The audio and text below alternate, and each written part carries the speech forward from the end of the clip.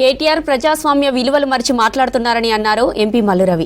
కేటీఆర్ ముఖ్యమంత్రిపై వాడుతున్న పదజాలాన్ని తీవ్రంగా ఖండిస్తున్నట్లు చెప్పారు.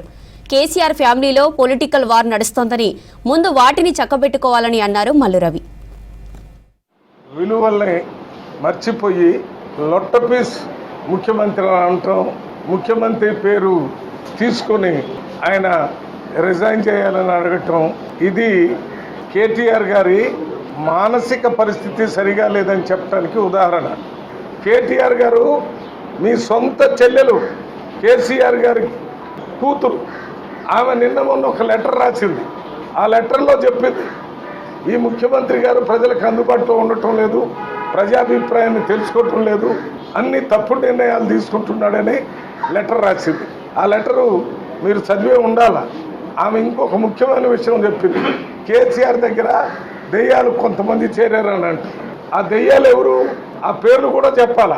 ప్రజలందరూ అనుకుంటున్నారు ఆయనకి దగ్గరగా ఉన్న వాళ్ళందరూ దెయ్యాలుగా చేరి ఆయన్ని చెడగొడుతున్నారని చెప్తుంది కవిత గారు. ఆమె దెయ్యాలని మిమ్మల్ని గురించి చెప్తుంటే, రేవంత్ రెడ్డి గారు తెలంగాణ రాష్ట్రాన్ని పట్టిన దెయ్యం అని చెప్తున్నామంటే, మీరు మీ కుటుంబంలో జరుగుతున్నటువంటి అధికార పోరాటం, ఈ కేటీఆర్కి, హరీష్ రావుకి, కవితకి, సంతోష్కి మధ్యలో జరుగుతున్న అధికార పోరాటం, రాజుల కాలంలో ఆ కొడుకుల్లో ఆధిపత్యం కోసం, అధికారం కోసం పోరాటం ఎట్లా జరుగుతుందో అట్లా జరుగుతుందని మొత్తం రాష్ట్రం ముందు తెలిసిపోయింది. ఆమె చెప్పేశారు. ఆమె నేనే రాశానని కూడా చెప్తున్నాను.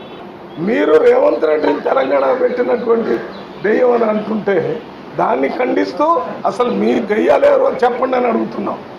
మీకు అత్యంత బీఆర్ఎస్ పార్టీకి సన్నిహితురాలు, కేసీఆర్కి స్వయాన కూతురు, నీకు స్వయాన చెల్లెలు, ఎందుకు ఈ రకంగా దెయ్యాల్లాగా మీరు ఆయన పట్టించి పీడిస్తున్నారు అని అంటున్నారు.